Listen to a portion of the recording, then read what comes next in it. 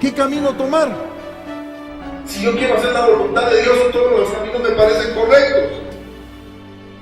¿Cuál de todas estas decisiones es la que me va a llevar al centro de la voluntad de Dios? Y si el centro de la voluntad de Dios depende de las decisiones que yo tomo, entonces yo le decía, Señor, como estos hombres han hecho. Segundo libro de Samuel 11:1.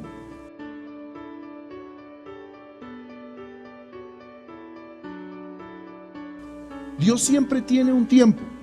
Y con el tiempo, por lo regular, te da el lugar donde tú deberías de estar. Pero resulta que David decidió no ver el tiempo ni el lugar en donde Dios lo quería. Ahora vamos a ver, porque miren, les estoy hablando, no les estoy hablando, perdonen la expresión, no les estoy hablando de cualquier X.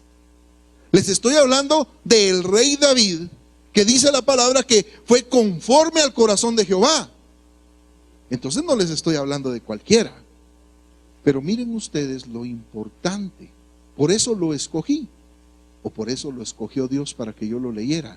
Para que ustedes se dieran cuenta lo importante que es vivir cerca de Dios. Porque cuando nosotros tomamos una decisión equivocada, vean los eventos que se desatan para el rey David. Número 2. Una tarde después del descanso de mediodía, David se levantó de la cama, mientras que sus guerreros peleaban y caían uno a uno. En la batalla, él estaba dormido en su cama, en su palacio. Y subió a caminar por la azotea del palacio. Mientras miraba hacia la ciudad, vio a una mujer de belleza singular que estaba bañándose. Esta mujer estaba desnuda y se estaba bañando. Y David tenía todo el tiempo para pararse en la azotea y juzgar lo que no tenía que juzgar. Porque él no debería de haber estado ahí. Pero él decidió quedarse. Y muchos de nosotros muchas veces tomamos decisiones y decidimos quedarnos en el lugar equivocado. Pero yo quiero que ustedes vean lo impresionante que es equivocarse de lugar y tiempo. Luego dice, miren el 3. Luego envió a alguien para que averiguara quién era la mujer. Y le dijeron, es Betsabé, hija de Eliam y esposa de Urías elitita. Esa mujer tenía esposo. Pero oigan el 4. Poco le importó a David. Así que David envió mensajeros para que la trajeran. Y cuando llegó al palacio se acostó con ella. Luego ella regresó a su casa. Betsabé recién había terminado los ritos de purificación posteriores a su periodo menstrual. David se equivocó horrible, o como decimos en buen chapín, metió la pata. Era una mujer casada, la mandó a llamar, se acostó con ella, no le interesó. David era un hombre conforme al corazón de Jehová. Era un hombre íntegro. Pero en esta ocasión, David escogió mal el lugar y el tiempo. Y abrió las puertas a Satanás. Escuchen, es que esto es lo importante. Él lo que hizo fue abrirle una puerta a Satanás para que Satanás pudiera entrar. Pero no se quedó ahí. Si seguimos leyendo, dice que al tiempo ella lo llama y le manda un mensajito, ¿verdad? Le mandó un WhatsAppazo. ¿Saben qué le puso en el WhatsApp? Estoy embarazada.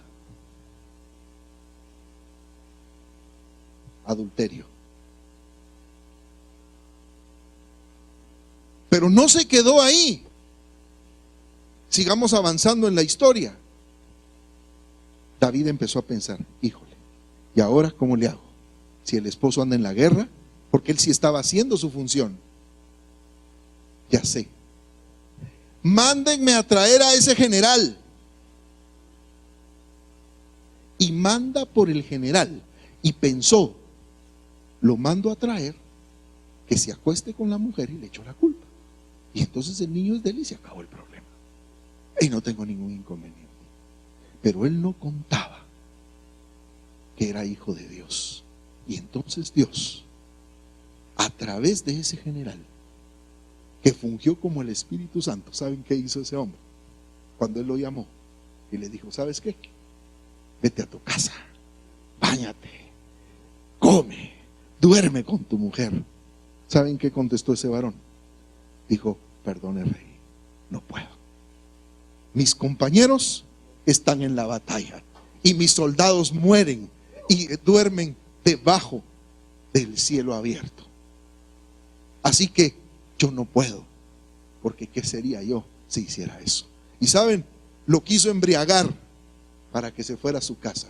Y al día siguiente le dijeron que se había quedado en las gradas del palacio. Y siguió insistiendo. Y lo vuelve a llamar. Él le dice, vaya pues, pero ahora sí andate a tu casa. No puedo. Y este hombre estaba haciendo lo correcto delante de Dios. Y jamás fue a su casa y jamás se acostó con su mujer. Pero vean lo que sucede y va más allá todavía. David dice, ok, y empieza a conspirar en contra de este hombre.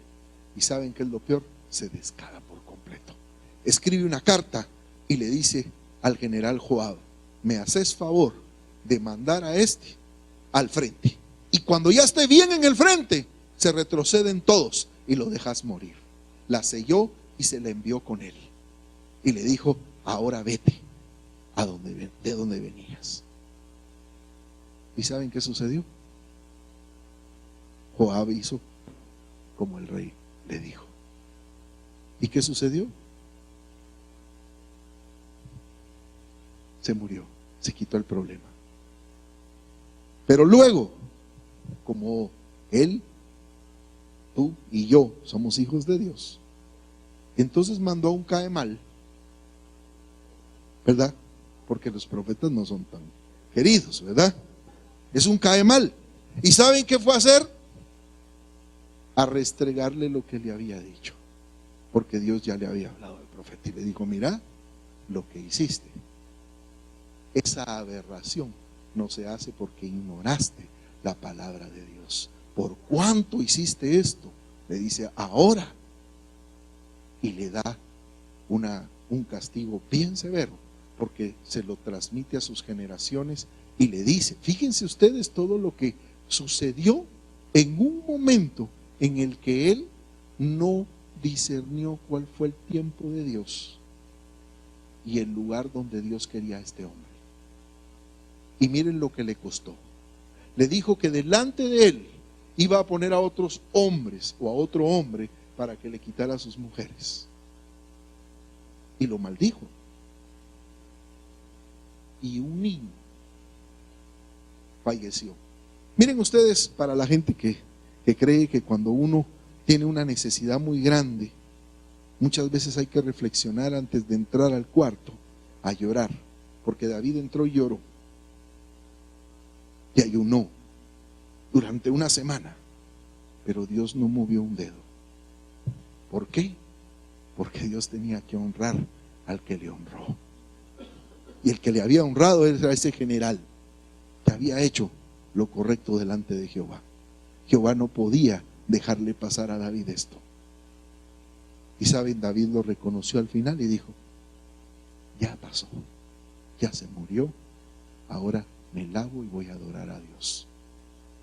Quiero contarles que la palabra dice que es la única vez, por eso les digo que le encontré el talón de Aquiles a David, porque encontré un versículo donde dice que es la única vez que David no hizo lo que el Señor le había dicho que hiciera. Dice, David conforme al corazón de Jehová, perfecto en esto, único error, y lo marca. Esto que yo les comenté a ustedes. ¿Por qué empiezo por este lado? Porque aquí no pasó nada sobrenatural. Simplemente hubo una serie de eventos y el Señor estaba pendiente y fue corrigiendo y fue haciendo lo natural. Ahora yo quiero que veamos uno más, porfa. Ahora quiero que veamos Primera de Reyes 17, 1 al 9. Y miren ustedes, vamos a ver a otro siervo de la calidad de David, que en esta oportunidad, porque a él también le pasó en su oportunidad, en esta oportunidad él hace conforme a lo que Dios le había mandado. Elías, en Primera de Reyes 17, dice que él va delante del rey y hace un acto profético. Imagínense el rey como quería a Elías. Seguramente lo había nombrado el caemal del año. Y se lo ganó por 3 años consecutivos. Pero miren lo que pasó. Dios le da una instrucción a Elías. Y luego, después de esa palabra profética, le dice: ahora te voy a dar instrucciones. Y le dice: te vas al arroyo de Querit. Y ahí, fíjense lo que dice, es que quiero compartir con ustedes esto. Dice: ahora bien, Elías, quien era Tisbe en Galad, le dijo al rey Acab: tan cierto como que el Señor vive, el Dios de Israel, a quien sirvo, no habrá rocío ni lluvia durante los próximos años hasta que yo dé la orden. Ese rey ha de haber estado bien contento. El 2. Después el Señor le dijo a Elías: vete al oriente y escóndete junto al arroyo de Querit, cerca de su desembocadura en el río Jordán. Bebe del arroyo y come lo que te den los cuervos, porque yo les he ordenado, perdonen, yo les he ordenado que te lleven de comer. Entonces, ahora vamos analizando esta otra historia. Entonces resulta que este hombre sí hace como Dios le dice. Y entonces, ¿qué es lo primero que ve?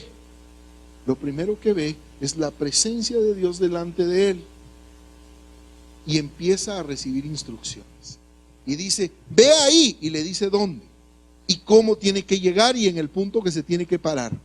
Porque yo ya le di instrucciones y ya ordené que te asistan. Cuando nosotros estamos respirando el tiempo y el lugar en donde Dios quiere que nosotros estemos, ¿saben qué sucede? La presencia de Dios va delante de nosotros, abriendo ese camino y abriendo la brecha. Entonces, descubrí que vale la pena entender cuál es el tiempo y el lugar donde Dios me quiere hoy, porque no importa la circunstancia. Quiero decirles algo. O sea, el arroyo, unos versículos después, o en el versículo posterior, se seca. Ahora vean, porque yo quisiera trasladarlo a nuestras vidas. Porque este hombre hace caso, pero es que como era el profeta, ¡ay, qué fácil! Si él fue el que dijo que no lloviera. Pero ahora pongámonos en contexto. 3 años de sequía. ¿Cuánto tiempo pasó este hombre bebiendo agua del arroyo de Querit, que se fue adelgazando hasta que se secó? ¿Y por cuánto tiempo cuervos dice que le llevaron carne y le llevaron pan? Entonces, él no estaba en una situación muy cómoda. Como muchos de nosotros a veces no estamos en la situación tan cómoda, y es cuando las canillas nos empiezan a temblar. Porque entonces empezamos a creer que no estamos en el lugar que Dios nos mandó. Pero no estamos viendo la sobrenaturalidad de Dios adelante de nosotros, asistiéndonos, dándonos de comer, sustentando lo que nosotros estamos haciendo. Por eso es que Él es el proveedor. Él es el sustentador. Yo no lo aprendí leyendo, lo aprendí en carne propia. Un día un amigo tuvo que tener una charla conmigo para yo terminar de entender esto. Fíjense ustedes que cuando la situación se puso complicada, ¿qué hubiéramos hecho nosotros si de repente se desaparece la sobrenaturalidad de Dios? Y le dice, ahora te me vas a Sarepta. Señor, perdón, pero perdón, si esa ciudad no hay nada, ahí están peor, mejor me quedo aquí, me sigues mandando comida y después platicamos. Pero yo no escucho que Elías vocifere nada.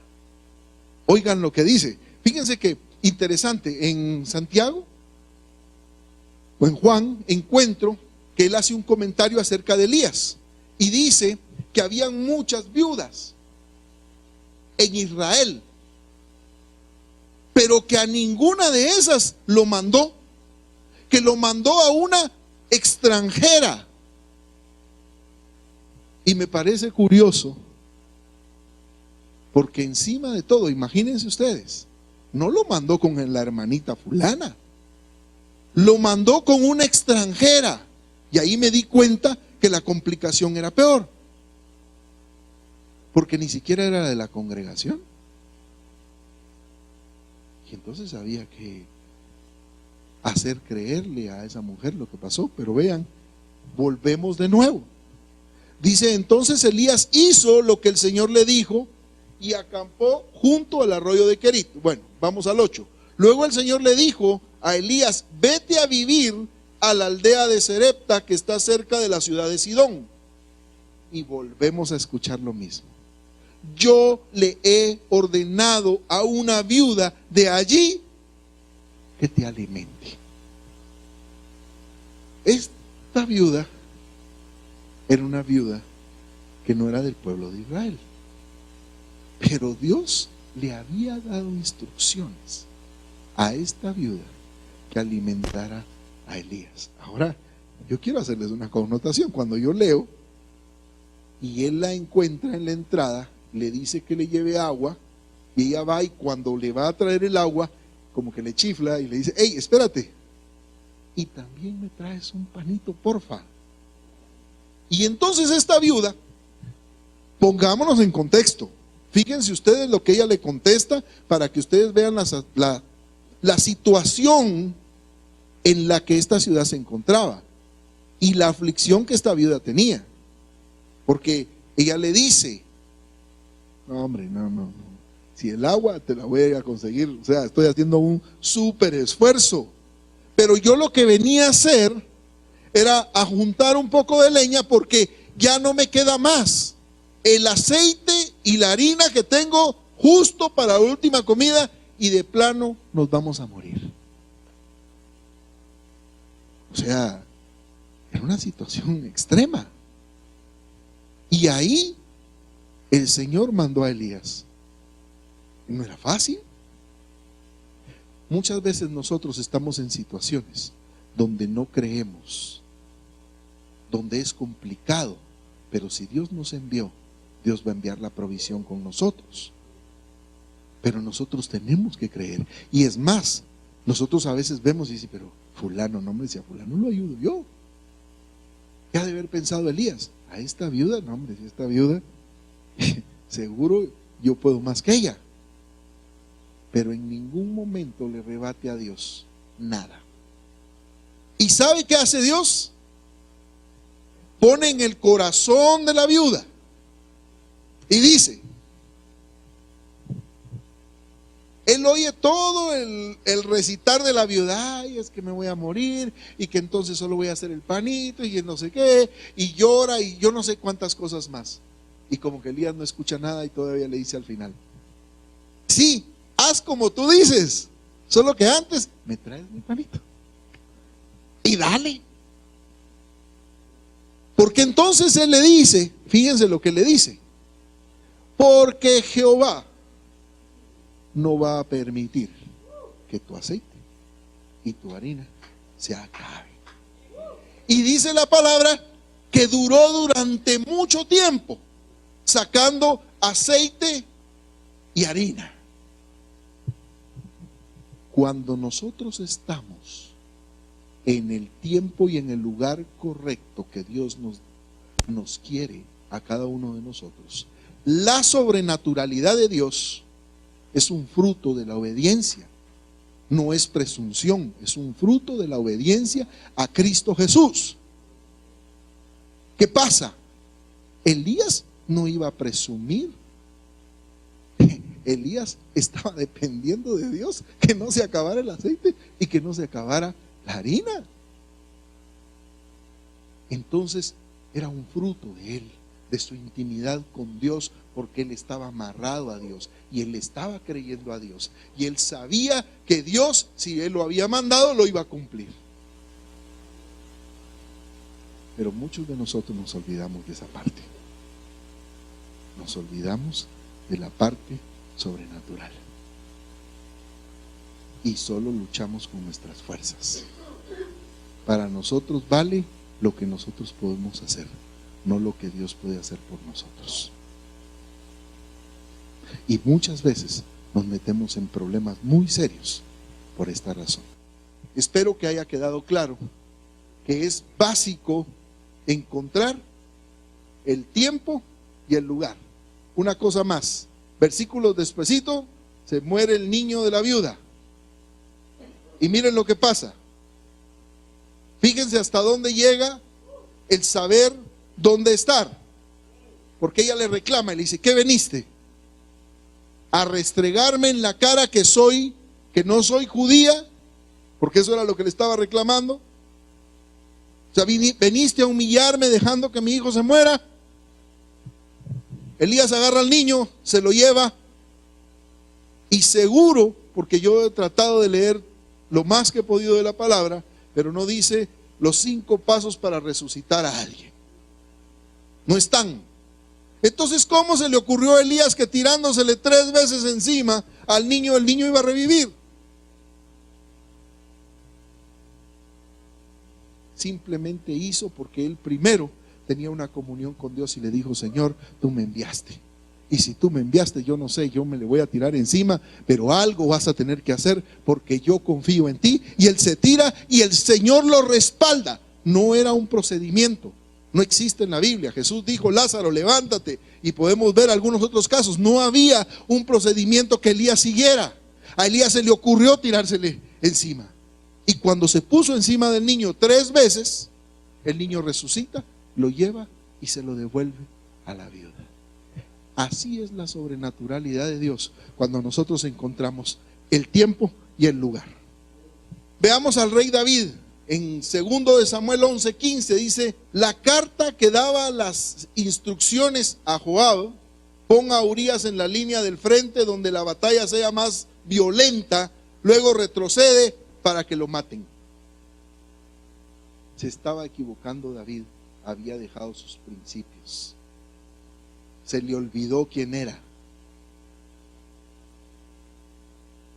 Vea lo que le dice el caemal del profeta. 2 de Samuel 12:9. Porque entonces despreciaste la palabra del Señor e hiciste este acto tan horrible, pues mataste a Urías el hitita con la espada de los amonitas y le robaste a su esposa. Tú lo hiciste en secreto, pero yo te lo haré a ti en público. Primera de Reyes 15:5. Pues aquí es donde eximimos a David. Pues David había hecho lo que era agradable a los ojos del Señor y obedeció los mandatos del Señor durante toda su vida. El único que no obedeció fue el asunto de Urías el hitita. ¿Qué dice Santiago 5:17? Elías era tan humano como cualquiera de nosotros. Sin embargo, cuando oró con fervor para que no cayera lluvia, no llovió durante 3 años y medio. Más tarde, cuando volvió a orar, el cielo envió lluvia y la tierra comenzó a dar cosechas. Solo quiero definir con ustedes un par de palabras para que hablemos el mismo idioma. Identidad o carácter. Identidad, conjunto de rasgos o características de una persona o cosa que permiten distinguirla dentro de un conjunto.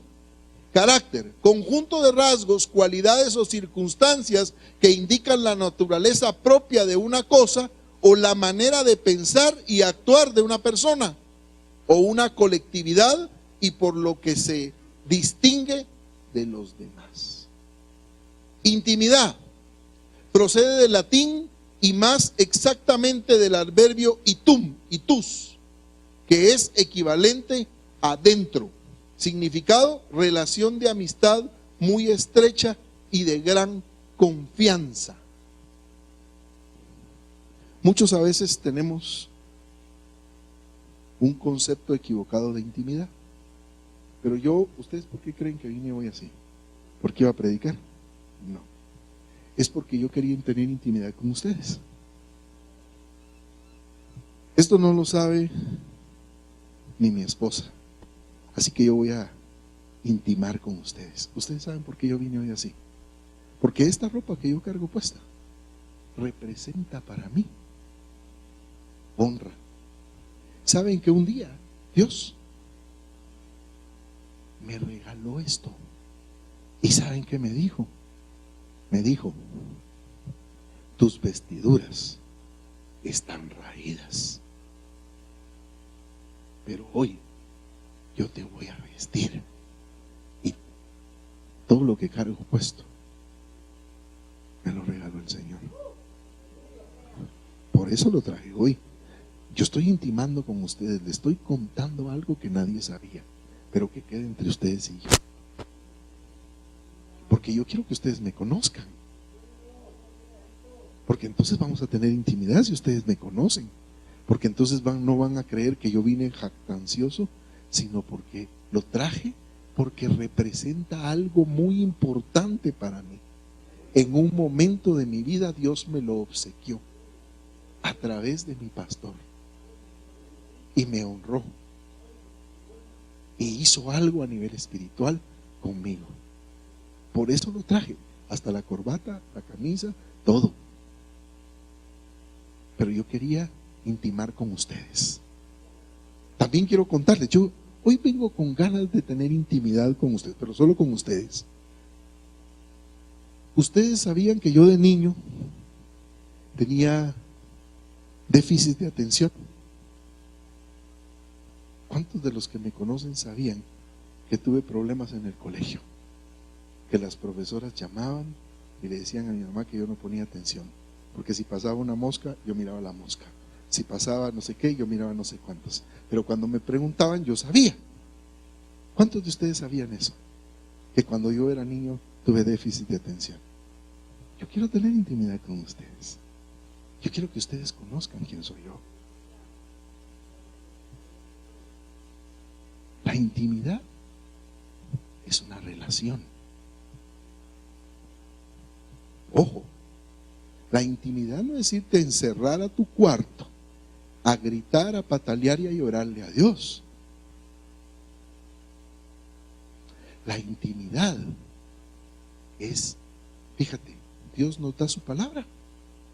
Así como yo te estoy contando esto, así te cuenta el todo. La intimidad es de una vía, porque ustedes no me están contando nada a mí, ni me están preguntando. Yo les quiero dar esa parte de mí y estoy intimando con ustedes.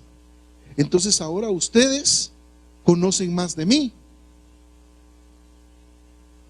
¿Cuántos sabían que soy hiperactivo?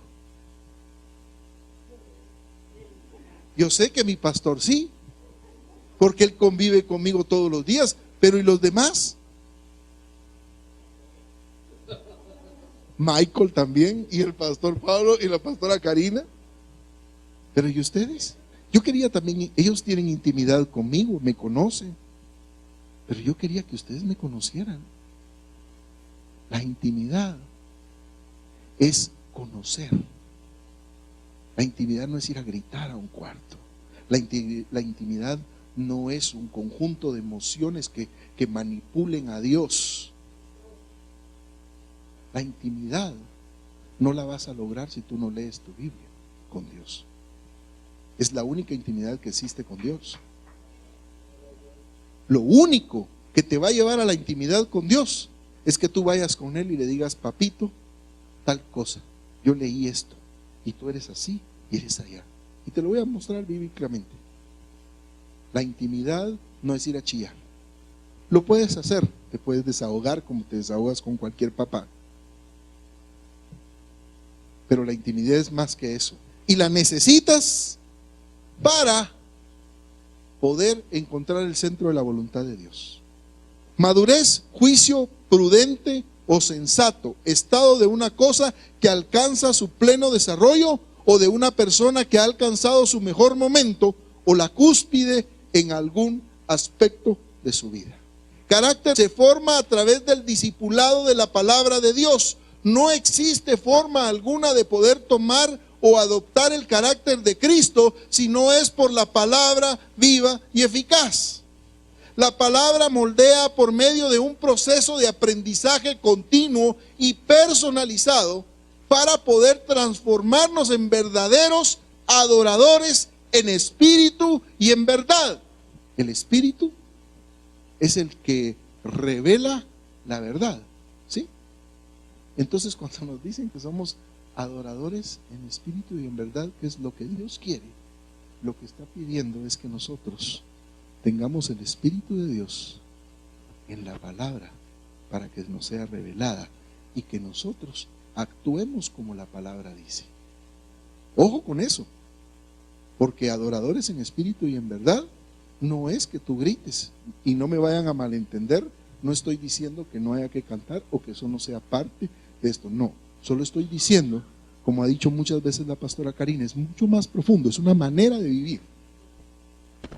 Que estamos en un éxtasis cuando le demostramos a Dios con nuestro canto, pero nosotros, espíritu y en verdad. Eso significa que nosotros tenemos que tener el espíritu de Dios para que nos revele la verdad de Dios, para poderla vivir en nuestras vidas, porque esos son los verdaderos adoradores en espíritu y en verdad, aquellos que hacen conforme a lo que Dios demanda de cada uno de nosotros.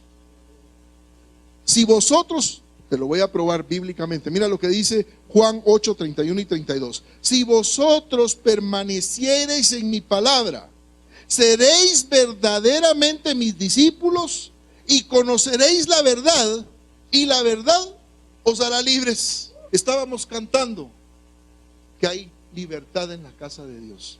La libertad viene cuando tú estudias tu palabra y te enamoras de Dios y empiezas a vivir esa palabra en tu vida. Porque si no, ¿sabes qué es lo que pasa? Que cuando los que están aquí trabajan y trabajan y trabajan, y tú lo único que mueves es el pie. Y me puedes decir: no, es que yo no bailaba, yo no sé qué. Mentira, tienes que ser libre, y para ser libre tienes que tener el conocimiento de Dios. No, yo sí estaba feliz, esa es mi manera de danzar, yo muevo el pie, no importa, pero debes de tener libertad. Y para tener libertad, Juan 8, 31 y 32, si vosotros permaneciereis en mi palabra, seréis verdaderamente mis discípulos. Y si sois mis discípulos, entonces conoceréis la verdad. Y si la conocen, entonces os hará libres. Entonces no nos engañemos, a veces nos engañamos. Oigan esto, Juan 4, 23, pero se acerca el tiempo, está hablando Jesús, de hecho ya ha llegado, cuando los verdaderos adoradores adoran al Padre en espíritu y en verdad. En espíritu, cumpliendo su palabra. El Padre busca personas que lo adoren de esa manera. 24, pues Dios es espíritu. Por eso todos los que adoran deben hacerlo con su espíritu y con la palabra. Yo hice un cuadrito para que podamos entender, y entonces quiere decir que ya tenemos un tiempo y un lugar, y ahora vamos a tener un carácter o una identidad que está contenida de la siguiente manera. Tenemos una conexión. ¿Cuál es la conexión? La conexión es la oración. Pero la oración que permite que constantemente yo tenga una fluidez entre Dios y yo a través de la palabra. O sea, la conexión genera intimidad, y la intimidad es una relación, y la relación genera madurez, que genera la plenitud de lo que nosotros queremos en la relación con Cristo. Y entonces, como resultado de esto, tenemos algo que se llama unción, o el Espíritu de Dios, que es el que va delante de nosotros. Les puedo poner otros ejemplos. Pedro dice que sus sombras sanaban enfermos, pero yo no creo que Pedro se haya salido a las 10 de la mañana buscando el sol para sanar enfermos. Era el resultado de la conexión que él tenía, porque eso le generaba una intimidad profunda con Dios, y al llegar a la plenitud de su madurez, automáticamente habían frutos que salían y emanaban de él, y su sombra sanaba enfermos. Juan 4:24, pues Dios es espíritu, por eso todos los que le adoran deben hacerlo en espíritu y en verdad. Quiere decir que para encontrar el centro de la voluntad de Dios necesitamos saber cuál es el tiempo y cuál es el lugar. Pero para saber el tiempo y el lugar, nosotros tenemos que tener un carácter de Cristo en nosotros, que se forma a través de una conexión que se llama oración, y que esa conexión genera una intimidad, que genera una relación con el Altísimo. Y así como yo te dije, Él también te dice. Así como yo te conté quién era yo, ¿sí? Yo no sé si tú sabías que yo me recibí de perito contador con especialización en computación, y que tuve una empresa 16 años. Así es, así como yo te estoy hablando a ti, así te habla Dios a ti a través de la Escritura, pero tú no la lees, entonces no quieres intimar con Dios. La intimidad no es irte a esconder y no leer la palabra, no, Dios quiere intimar con nosotros, pero muchas veces nosotros no queremos intimar con Dios. Entonces, un tiempo, un lugar, un carácter, y ese carácter nos define a nosotros a través de una conexión. Y la conexión que nosotros tengamos nos va a dar el grado de conexión que nosotros tenemos con Dios. Entonces, tú te puedes evaluar solito, porque esos frutos brotan. Entonces, si no está pasando nada en este momento, razónalo, lee, búscalo, porque los frutos no es algo que se compre o que se exhiba o que sirva para engrandecerte. Es el resultado de un proceso largo de intimidad a través de una conexión, ¿verdad? Que genera una madurez de una relación, o sea, genera una plenitud, como dice la palabra, de gloria en gloria y de victoria en victoria, hasta llegar a la altura del varón perfecto. Pero es a través de la conexión de la oración y de la intimidad que te da la relación y la madurez que entonces hace que tú vivas una vida plena en el Señor. Entonces, con esto yo entendí y te puedo contar que Dios es bueno. Fui a un lugar, voy a seguir intimando contigo, por favor, no se lo cuentes a nadie. Pero quiero contarte, mi experiencia fue impresionante. Ahora que tú ya sabes que esto es, pues puede ser una decisión. Mañana puedo tomar una equivocada, pero hoy tomé la correcta. Me costó un montón, pero tomé la decisión correcta. ¿Y sabes qué ha hecho Dios conmigo? Se ha aparecido enfrente de mí. Y lo que yo creía imposible, Dios lo hace posible. Y yo decía que no era vendedor. Y eso era lo que yo decía, yo no era vendedor. Y saben, en estos últimos 3 meses, Dios me ha hecho vender más del 120% de lo que me han puesto. Pero Él es el bueno. Porque yo no soy vendedor, le decía, Señor, yo no soy. Yo nunca he salido a hacer esto. Pero al igual que Elías, le dije, está bien, Señor. Aquí estoy. Vamos, Señor. Yo lo voy a hacer. Porque tú me lo estás pidiendo que yo lo haga. ¿Y qué sucedió? Yo puedo ver la mano impresionante de Dios delante de mí, dándome instrucciones precisas de qué es lo que está sucediendo y cómo va a suceder y cómo va a pasar. Y muchas veces me tiemblan las canillas. De noviembre a diciembre, en un día, el Señor rebasó mi meta al 134%. Y yo no moví. Si a puras penas pude hacer algo, no me dejó reaccionar. Y cuando yo entré al mes, el Señor dijo, ¿cuáles son los números? Y Él fue delante de mí e hizo el 134% adicional de una meta. Y sabes, eso me dio tiempo a orar por mis compañeros, porque también estaban trabajando y esa es la hora que no llega. Y yo le decía, Señor, gracias. Entonces me puedo dar cuenta que es un milagro. Me di cuenta que cuando tú estás en el centro de la voluntad de Dios, y aunque estén lloviendo los tronazos como nosotros decimos, tú confías en Dios ciegamente. Es importante. Intimidad. ¿Tú sabías que hoy, yo acá, con nosotros, se congrega el pastor que me vio nacer al Evangelio y que me aguantó durante 8 años? ¿Sabías tú? ¿Sabías que hoy está aquí con nosotros? Esa es la intimidad. La intimidad es cuando yo revelo mis cosas a tu persona. No, yo, sabes, intimidad no es, Pablo, ¿no tienes 100 quetzales que me prestes? Eso no es intimidad. No le estoy contando nada. Le estoy pidiendo. ¿O si es intimidad, Pablo? Pero eso hacemos con Dios. Eso hacemos con Dios. Nosotros lo malentendemos y eso es lo que hacemos.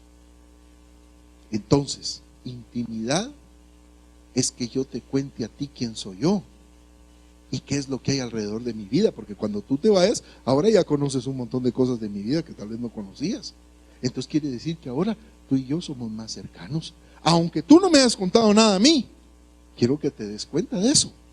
La intimidad, Dios la propicia para acercarse a ti.